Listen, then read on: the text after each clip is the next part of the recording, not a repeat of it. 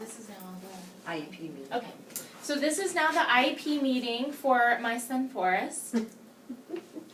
Okay, welcome. We met. My name is Cindy Kneemiller. Nice to meet Theresa you again. Dougherty. We're here to go over the IEP, and I sent home the draft copy of the IEP to you, so I hope you had a chance to review it. And I'm going to let everybody else introduce themselves. I'm Cindy Kneemiller. I'm the special ed teacher. I'm Jan Balestino, Forrest math teacher. I'm Corey Harris, the LEA rep. And I'm the mama, Forrest mama, Theresa Dougherty. All right, you did agree. Oh, I'm sorry. Go ahead. Before we get started, I would like to offer you your parental rights and safeguard once again. We have to offer them once a year. If you would like to refuse them, they're here for you any time that you need them. Wonderful, thank you. You're welcome. I love paperwork. All right, the first thing I need you to do is just sign stating that you could come to the meeting. You did let us know that you could come, so I just need you to sign and date. Thank you. And now we are going to sign the cover page of the IEP. This just states that you were here at the meeting and you helped in the development of the meeting. It has nothing to do with signing and granting consent, and we'll pass that around for everybody to sign.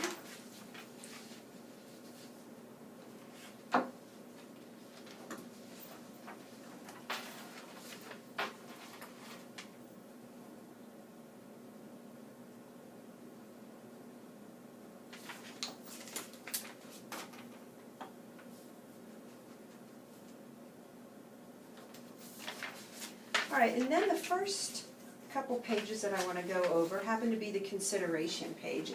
And this is what we used when we developed the IEP. The first part included all of the recent evaluations that were done, and we went over that at the eligibility meeting. And basically, he was found eligible for the ID services due to the scores here that we had as far as his cognitive and educational scores. And then his strengths, Forrest, is characterized as a I have to read it this way. A well-nourished 14-year-old who appears of average height and weight, according to the psychoeducational report. He appears to be a gifted sprinter, and he plans to run track in high school. Through an interview with the school psychologist, he characterized himself as a young man who felt happy and playful most of the time. He reported that he had one best friend. His current grades that we got were English C-, Math D, Science D, History B-, and his current reading level is at a second grade level. His relative area of strength is in history. According to his teacher, he enjoys the topics discussed in class and he participates in class discussions. According to his teachers, he's unable to complete grade level assignments in all of his academic subjects without support from his resource teacher. He had all assignments read to him due to his low reading level, and he uses a calculator to complete his math assignments. And then I included some information that you had given us. You said that he was an only child who was receiving special ed services since he was 3 years old. He has been diagnosed with scoliosis and wore braces to correct his scoliosis. You reported that you moved here to Virginia from Alabama because he was being bullied by other children. You also indicated that he made progress in his past IEP goals and objectives, but you don't think that he actually progressed on all of them. And you initiated this referral for the purpose of determining his eligibility for special education services. As far as his communication needs, he is able to communicate with peers and adults in the school setting. However, he has been observed to stutter. Short-term objectives have been written to address his weaknesses. He does not require assistive technology services or devices at this time. He does not have behaviors that impede his learning or that of others. His native language is English. He's not blind, visually impaired, or deaf or hard of hearing. And we're going to discuss extended school year services after we review the other parts of this IEP. We'll get back to them. And then for his present level, it's basically everything that we have put in the consideration page, although we did include some areas of need. He did transfer here from Alabama with an IEP. He received special education services since he was 3. He repeated kindergarten because his teachers thought he was not really or ready to be promoted to first grade. and he did receive pull-out special education services for all of his academic classes and attended resource classes with his general education peers without support. And those resource classes are like his PE classes or his elective classes that he goes to. We could not get his records because the school had their records destroyed due to the recent hurricane and flooding down there. So that's why we need to gather as much information as we can through this process. He is able to blend sounds together to form words. Auditory processing skills, according to his evaluations, are really unevenly developed and negatively impact his reading abilities and his written language. His comprehension skills are better than his reading identification skills and his fluency skills. And he's able to write basic sentences, but he has numerous spelling errors in his writing. And he can write a paragraph on a topic, however, his writing is basic and he lacks details and sentence variety. In math, he does not have basic math facts memorized, which impact his overall math performance, and he's unable to subtract with regrouping of 2- and 3-digit numbers. Adding with regrouping is also a struggle, especially if the problems include numbers in the thousands place. And he's able to tell time using an analog clock to the half hour, quarter hour, and he is able to count money up to $5.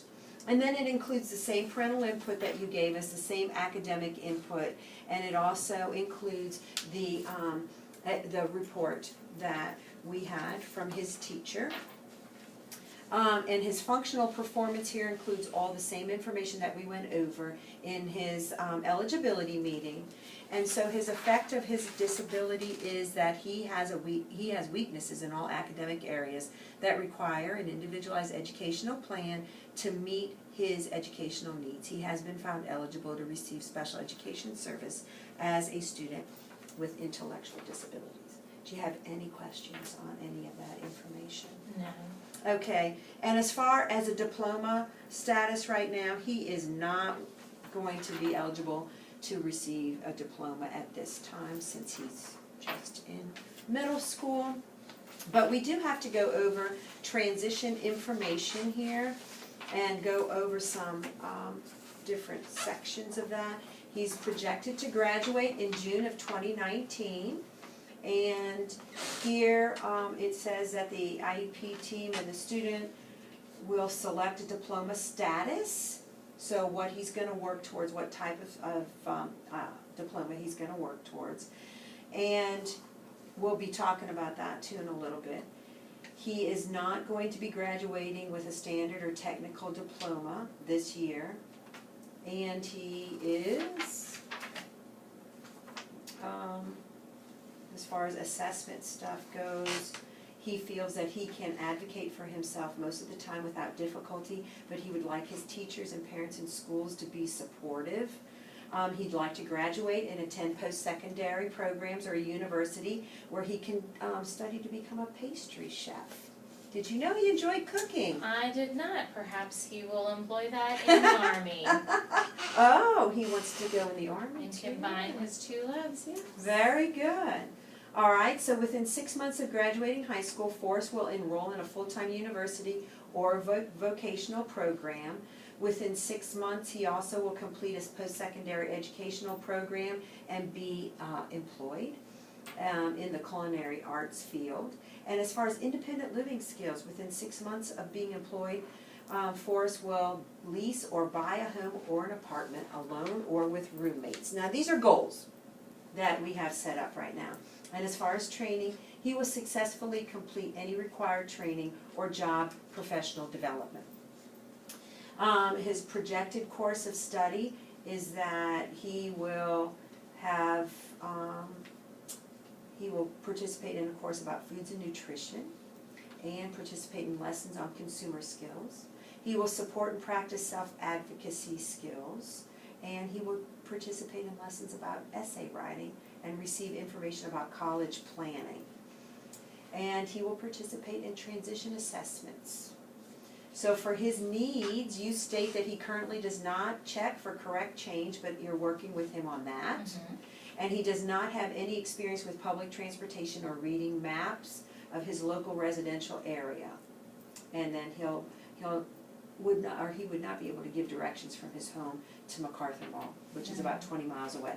He has not had any formal work experience, but he's volunteered with ministries in his church, and he would like to focus more on academics instead of adding work schedule to his current workload.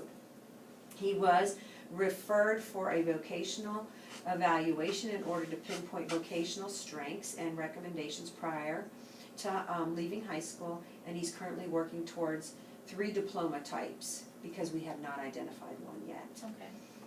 And the IEP team will decide after evaluating his success level in the curriculum that he'll be participating in as to what his diploma status will be. And the reason for a referral was that you referred him for a focused assessment of his basic skills, aptitudes, and vocational interests in his early childhood educational areas. Positive traits of the student are reported by the referring teacher, which include hardworking, personable, and adaptable. And then just looking at some of his work samples, he does have positive factors in the area of color discrimination, motor coordination, his dexterity, his neatness, and his ability to follow verbal, written, and demonstrated instructions. Auditorily is basically how he learns. That's how he identified his learning strengths. And his work preference and working conditions and environmental preferences is that wear casual clothes for work, work in a small group or with one other person, move around at a job. He likes to work indoors with air conditioning. He wants to get a job after high school or college. He would like to have a job that does not require heavy lifting. He does not want to work a job that is dangerous or hazardous. He wants to be at a job where his duties do not change frequently.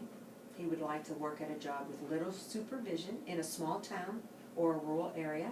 And he would like to have a job where details are important and help other people. So as far as recommendations go, he should apply to the Technical and Career Education Center for placement consideration in the following programs, either early childhood education or culinary arts. And he may consider taking elective courses at his high school when he gets to high school in the following area: culinary arts, hospitality and catering, child development, child care. Any questions on that? That was basically done just through some interviews and some things that he filled out with vocational specialists. Okay, so based on his weakness, we wrote goals and objectives in the areas to work on, our goals in the areas that we need to work on.